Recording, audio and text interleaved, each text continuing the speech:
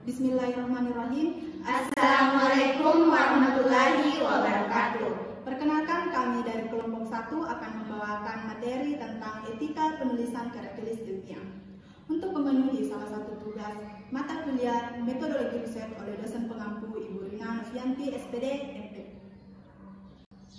Sebelum memasuki pembahasan, ada baiknya kita perkenalan terlebih dahulu. Pertama, perkenalkan, nama saya Ana Damayanti. Perkenalkan, saya Eka Putri. Perkenalkan, nama saya Sylvian Tes. Perkenalkan, nama saya Rosmina Sari. Dan perkenalkan, nama saya Putri Winda. Etika penulisan karya tulis ilmiah.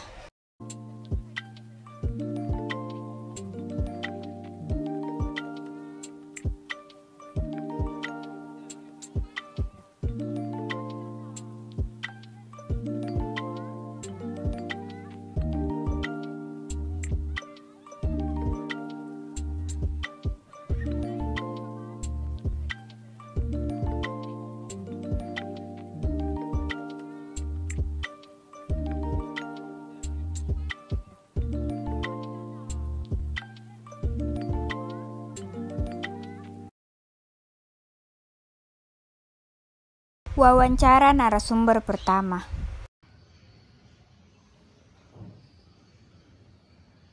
Bismillahirrahmanirrahim. Assalamualaikum warahmatullahi wabarakatuh. Pada kesempatan kali ini kita bersama narasumber yang pertama untuk membahas tentang karya tulis ilmiah. Sebelum memulai, ada baiknya kita memperkenalkan diri terlebih dahulu. Dengan hormat saya persilakan. Oke, bismillahirrahmanirrahim.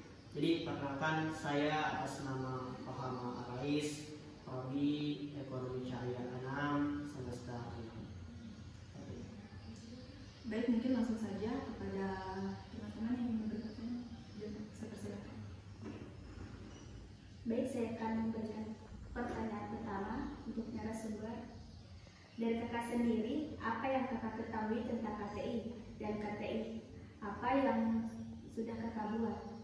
Oke, jadi kalau kita berbicara tentang karya tulis ilmiah, jadi pada dasarnya secara umum itu karya tulis ilmiah adalah sebuah karangan atau sebuah karya tulis yang kemudian untuk memantau, kemudian menganalisis, meninjau dan memecahkan sebuah permasalahan dengan menggunakan landasan teori atau metode tertentu, dan isinya itu dapat dipertanggungjawabkan kebenarannya atau keilmiahannya.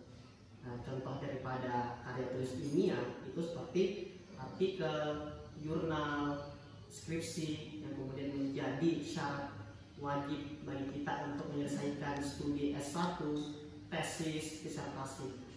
Dan karya tulis ilmiah yang sudah saya buat ya seperti makalah, kemudian esai, kemudian untuk saat ini karena saya sudah berada di semester 6, artinya saya sudah menuju untuk kemudian membuat skripsi ya, agar bisa mendapatkan gelar sarjana. Mungkin seperti itu. Baik, Kak, terima kasih atas jawaban yang diberikan. Selanjutnya saya persilakan kepada pertanyaan kedua.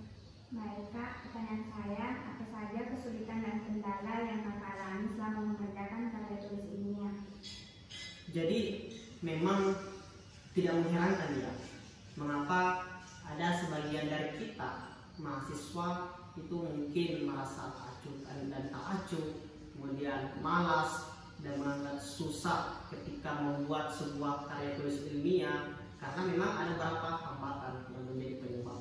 Apa itu? Yang pertama misalkan karena kurangnya prasarana dan sarana. Ketika kita ingin membuat sebuah karya tulis ilmiah, maka tentunya kita harus punya seperti laptop, komputer, sehingga ketika kita tidak memiliki sarana dan prasarana itu maka kita akan susah untuk membuat karya tulis ilmiah. Itu yang pertama.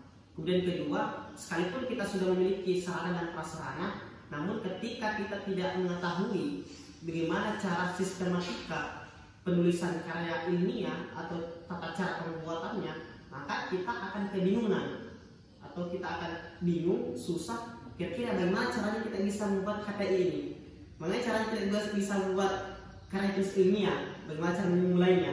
Sehingga itulah kemudian mengapa kita itu merasa malas untuk membuat KTI. Ini hambatan yang kedua.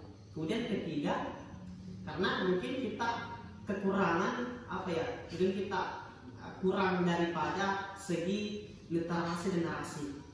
Ya, sekalipun kita sudah memiliki laptop, kemudian kita sudah tahu bagaimana cara sistematikanya, namun karena kalau referensi kita kurang, literasi kita kurang membaca, kita kurang sharing dengan senior-senior yang ada, maka kita juga akan kesulitan.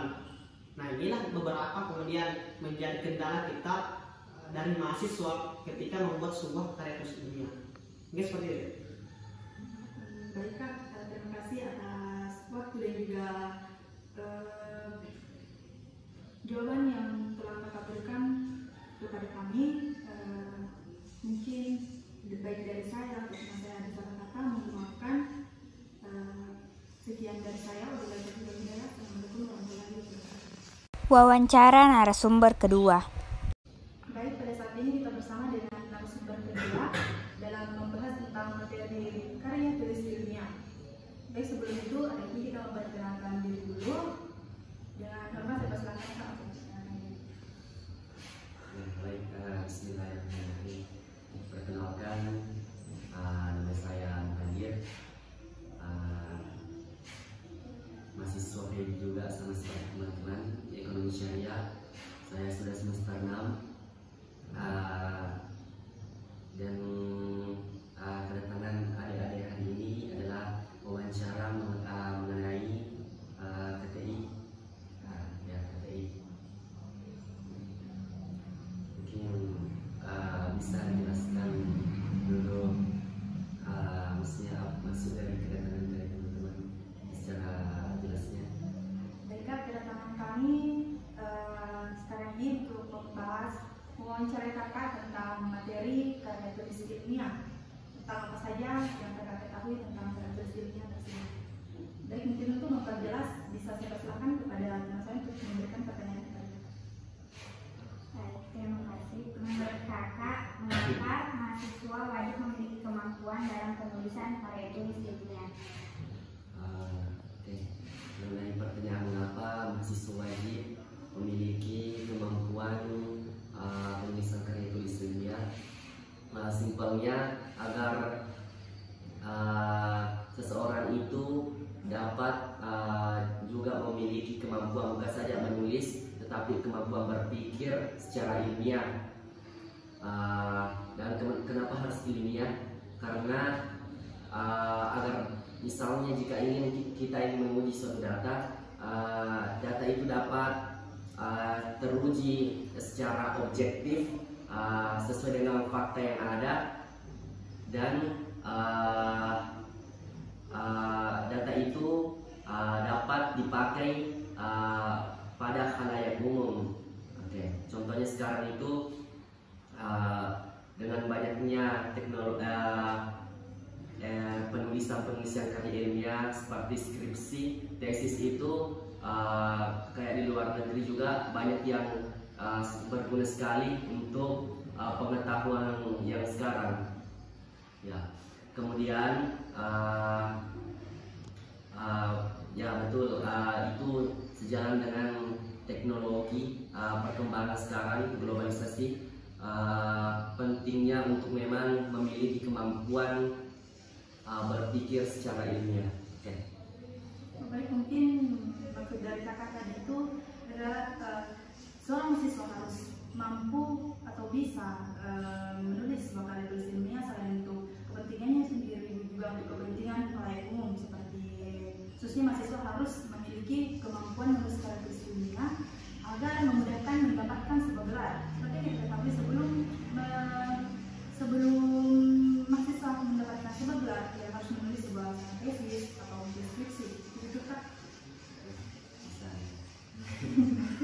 Baik, selanjutnya saya persilakan kepada teman-teman. Menurut Kakak, jadi apabila ada seorang penulis melanggar etika penulisan karya tulis ilmiah, apa yang akan terjadi?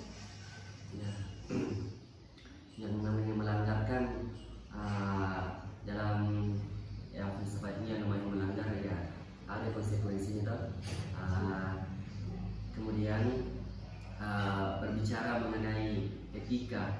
Etika itu bisa dibilang ada sekumpulan norma atau aturan yang dibuat agar membatasi seseorang untuk tidak melakukan hal-hal yang berlebihan. Nah, contohnya saya dalam etika dalam KTI, KTI itu memang perlu yang namanya etika dalam penulisan. Karena kenapa? Karena misalnya jika contoh kecilnya, jika KTI itu salah satu sifatnya itu harus jujur. Jika dia tidak jujur, maka data yang akan ditulis atau disajikan menjadi tidak akurat dan perlu dikaji kembali. Bisa jadi data yang disajikan itu hanyalah bersifat subjektif, tidak objektif. Dan kemudian sekarang itu perlunya memang perlunya memang kita membuat diri sendiri, bukan plagiarisme seperti yang sekarang kebanyakan mahasiswa itu jika ingin membuat makalah untuk tugas kuliah, dia itu melakukan plagiarisme. Tidak apa-apa sebenarnya kalau kita sebagai mahasiswa S1 melakukan plagiarisme, tapi bukan plagiarisme namanya, tetapi kita mengutip itu kita menyertakan sumber dari apa yang kita kutip. Nah, jadi itu sesuai dengan etika dari KTI sendiri. Masih butuh penjelasan atau bagaimana? Sebelumnya terima kasih atas waktu dan kesempatan yang diberikan kepada kami. Kami mengucapkan banyak terima kasih karena sudah membantu kami dalam hal-hal wawancara ini. Baik, sekian dari wawancara pada kali ini. Lebih kurangnya mohon dimaafkan. Wabillahi taufiq wal hidayah. Assalamualaikum warahmatullahi wabarakatuh. Demikianlah pembahasan materi yang telah kami sampaikan. Lebih dan kurangnya mohon dimaafkan. Wabillahi taufiq wal hidayah. Wassalamualaikum warahmatullahi wabarakatuh.